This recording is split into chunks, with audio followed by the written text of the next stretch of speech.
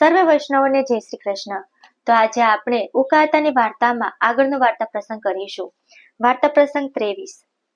ઉકો કહે, હે આતા, આ ભગવાનના ભગત બધાય દુખી ને ભક્તિ ન કરનારા સુખી, એનું કારણ શું? ભગત તો ભગવાનને બહુ વાલા છે, એને દખ શી હારું દેતા હશે? આતા કહે, સાંભળ, ભગતને સંતાપ ન દઈએ તો પોતાને ભૂલી જાય, સંસારની મોજ મજામાં પડી જાય ને પોતાને વિહારે એ ગમે નહીં. એકવાર ભગવાન ગાયો સરાવા ગયા તા, ત્યાં લીલું ખડ દીધું એટલે ગાયોની ખડમાં લોલુપતા થઈ ને ગોવાળ રમતમાં વળગી પડ્યા. એ ભગવાનને ન ગમ્યું. તઈ દાવાનળ પ્રગટ કર્યો એટલે શરણે દોડાવ્યા. એમ પોતાનો શરણ જેનાથી ભૂલાય એ એને ન ગમે. ભાંગી નાખી એવા દખને હાસા ભગત સુખ માને છે, ઉલટું દખને વાલું ગણે. એને તો દખ ને હક એક ત્રાજવે છે. તને એક વાત કહું, ભગતને દખ પડે તોય ભક્તિ ન મૂકે. પ્રથમ તો વાલામાં વાલી ગોપીઓ, એને વિરહની અગ્નિમાં તપાવી નાખી, એવું વાલું બીજું કોઈ નહીં ને. બીજી વાત, અજામલ જેવા પાપીને તાર્યા ને પહેલા જેવાને થોડું દુઃખ દીધું. પાપ્યા દુર્યોધનને રાજ વૈભવ દીધો ને પાંડવોને દુઃખી કર્યા, અંતે કાબા પાસે લૂંટાવ્યા. એમ મારા નાથની વિપરીત લીલા છે. ઉકો કહે, હે આતા, પાપ્યને વૈભવ દેવા હાટું દેતા હશે ને?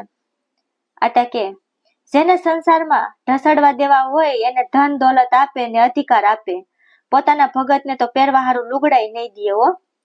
ભગતે એવા હોય કે 3 લોકના રાજને પાટવે મારે. એને તો ભગવાનના સંબંધ વાળી જસણ હોય એ જ વાલી લાગે, અને ભગવાનના કામમાં ન આવે એને સૂંઘે નહીં.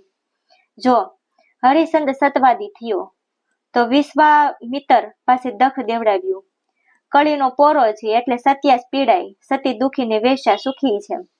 ઉકો કે, આતા, હરિશ્ચંદ્ર ધર્મ વાળો હો. આતા કે, તું ન સમજ્યો, સત ને ધર્મ નોખા છે. ધર્મસાર સંસાર જીતાય છે, સતમાં અભિમાન થાય કે હું કેવો સતીયો છું. પણ એકાર વાળું સત ભગવાનને ટાળી દઈએ. એકાર થાય એટલે દુઃખ ભોગવવું પડે હો.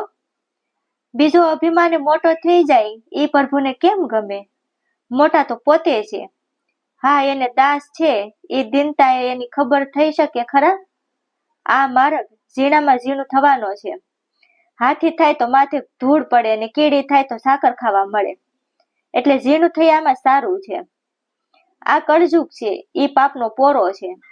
એને રાજ લીધું કે તરત પરીક્ષિત જેવા ભગવતની બુદ્ધિ ફેરવી રાજ મુકાવ્યું. ભલે સારું માનીએ પણ લોક દ્રષ્ટિએ તો ભૂંડું દેખાય ને. ગુણકા અને વૈકુંઠમાં લઈ ગયા ને પોતાનો દાસ હનુમાન એની શેરીએ ને ઝાપે બેસાડી માથે કૂતરા મુતરાવ્યા ને ખોરું તેલ રેડાવ્યું. પણ હનુમાન નારાજ ન થયા. જાણ્યું કે મારા નાથની ઈચ્છામાં આવે એમ કરે, એમાં હું રાજી છું. રામચંદ્રજી અયોધ્યાના કૂતરા સખીને વૈકુંઠ ભેળા કર્યા ને એના બાપને સરગમાં મોકલ્યા. એમાં તું સમજ્યો? ઉકો કે, ના આતા. આતા કે, એને પણ પોતાના વસનનું અભિમાન હતું. એને લઈને આમ થયું. આમ સતની હોળિયું ખડકાણી, દાસ ભક્તિ ભાગી ગઈ. જો ધૂતારી પાપણી કુબજાએ શું ભક્તિ કરી હતી? દુશ્મનની દાસી હતી છતાંય રાધા બરોબર કરી. શું વાત કરું? કાંડો તો જલમનો કપટી છે, જેને સંબંધ નહીં એવા સુખદેવજીને ફરતા જ રાખ્યા. એટલે ભગવાન વિરુદ્ધ ધર્માશ્રય છે. કરવાનું કરે ને ન કરવાનું કરે.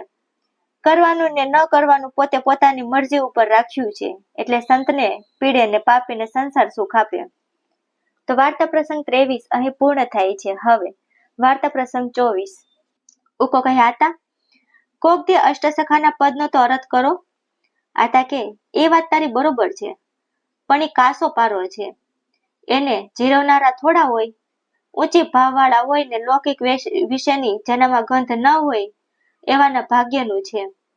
ઉકો કહે, આતા, ઘણા ભેગા થઈને અર્થ કરે છે ને તમે કહો છો કે કોક વિરલ એના રસિયા હોય, એનું કેમ?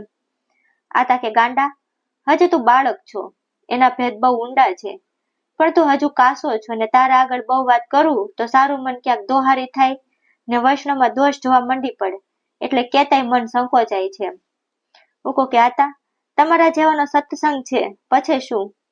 આતા કે, જ્યારે ભગવાનના અવલૌકિક સ્વરૂપનું જ્ઞાન હૃદયમાં ઘર કરીને રહીએ ત્યારે સંભળાય.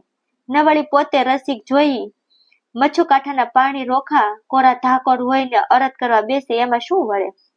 હજી અન આશરો હોય જગતનું જૂઠણ આહાડવા જતા હોય વૈષ્ણવ વાલા ન હોય ને એકલી વાણીની સાવડાઈ હોય એ કામની નહીં, એ વાતું કરે એટલું જ. એને જગતમાં ને વૈષ્ણવમાં હજી દોષ દેખાય અને કહે કે વૈષ્ણવ આ ઠીક નથી કરતા. અમે તો સિદ્ધ થઈ છોકરા ને ભણ્યા હોય ઈ તું કે પુસ્તકમાં વાંચી દે. પછી ભલે ને સેવી હોય કે શ્રાવક લખ્યા આરત કરે એનામાં કેટલાય વૈષ્ણવ બાયું ભાયું મોહાઈ જાય છે. વાતું કરે કે ફલાણોનું સુબોધીની વાસે છે, પણ માયલા ગુણ તો મહાદેવજી જાણતા હોય. પણ ઉકા એ બધા ખાલી વાતું જ કરનારા હો. એક વાત હું ખરેખરી કહું. ઉકો કે કોને? આતા કે જેને વૈષ્ણવ ઉપર વાલ નહીં એ જળની લોટી ન પાય તે પ્રસાદ તો ક્યાંથી લેવરાવે? ઘર પણ ન દેખાડે એનો ને આપણો ક્યાંથી ગળો મળે? જેનું મન હાથ ન હોય એવા એના સારા કીધા કરે. ઉકો કે આતા આવી શિખામણ તમ વિના કોણ દીએ? હું બધે જાઉં છું કે જ્યાં કેનારા છે ત્યાં સાંભળનારા નથી ને જ્યાં સાંભળનારા છે ત્યાં કેનારા નથી. પણ કળયુગમાં નવી દ્રષ્ટિ તો કોઈની અનોખી જ થઈ છે.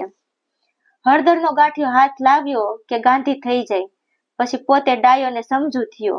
ઈ બીજાના સત્સંગની ગરજ શેની રાખે? આતા કે હું તને કેટલીક વાત કરું છું ઈ હાસે હાસી કરું છું, દોષ નથી જોતો, ભાડું છું એવું કહું છું. ઉકો કે આતા કેટલાય એમ બાલન કરે છે કે આપણે દોહારી દોષથી ભરેલા છીએ એટલે બીજાના દોષ દેખાય છે. એ વાત ગાલાવેલાની છે. એમ હોય તો પછી કોઈ કોઈના દોષ દેખે તો શિખામણ ન દેવાય ને. આતા કે મૂર્ખ હોય ઈ એમ સમજે ફલાણું ગામ અહીંથી 12 ગાઉ છે એમ કેતા દોષ શેનો લાગે?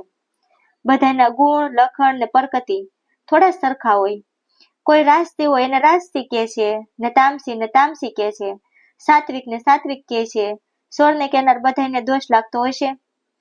કાંઈ નાણાંની લેણદેણ હોય ને કાંઈ સવારત ન સરે તો દોષ દેખાય, પણ શુદ્ધ ભાવથી એના ગુણને જુએ એમાં દોષ જોયા કેમ કહેવાય? તઈ આપણે સત્સંગ ને દુસંગના નોખા નોખા ભાગ કેમ પાડ્યા હશે? સૌ નિર્દોષ હોય તો દુસંગ કેમ કહેવાય? સોનું લેવા જાય ત્યાંય પૂછે કે કેટલા વલું છે, એમ પૂછતા શરાબ કઈ નારાજ ન થાય. જેવું હોય એવું કે એટલે સોનું કઈ હલકું થોડું પડી જાય. જે કિંમતે હોય એ કિંમતે રહે છે ને જેને ઓછા ભાવનું જોતું હોય એ ઓછા ભાવે લઈ જાય. એ વાત ગરા ઉપર છે. જેવું ગરા જેવા જેના ગુણ લક્ષણ ને પરકતી મળે એને હેત થાય. પણ પારખ્યાઓની અજાણી વહત ખવાય નહીં. જાણીતી 10 વાર ફેરવી જોઈ પછી કામમાં લાવીએ છીએ. તઈ આમાં ભલું ખાય તો જલમ હારી બેસીએ. જેમ ચોખા લેવા જાય તે સારા નરસા કેમ જુઓ છો? એ દોષ નહીં, એટલે સૌ સરખા.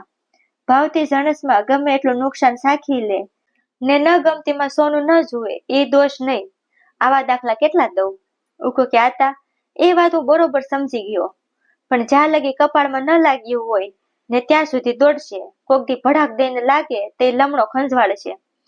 ભગવાનને ઉત્તમ વહત આપણે ધરીએ અને હલકી વહત ન ધરીએ એનો દોષ આતા આપણે લાગે કઈ? આતા કે હું ઈ જ વાત તને કરી રહ્યો છું, હવે કાલે પૂછજે. વાર્તા પ્રસંગ 24 અહીં પૂર્ણ થાય છે. જો તમને ઉકા આતાની વાર્તાઓ સારી લાગી હોય તો શેર કરવાનું, લાઈક કરવાનું અને સબસ્ક્રાઇબ કરવાનું ભૂલતા નહીં.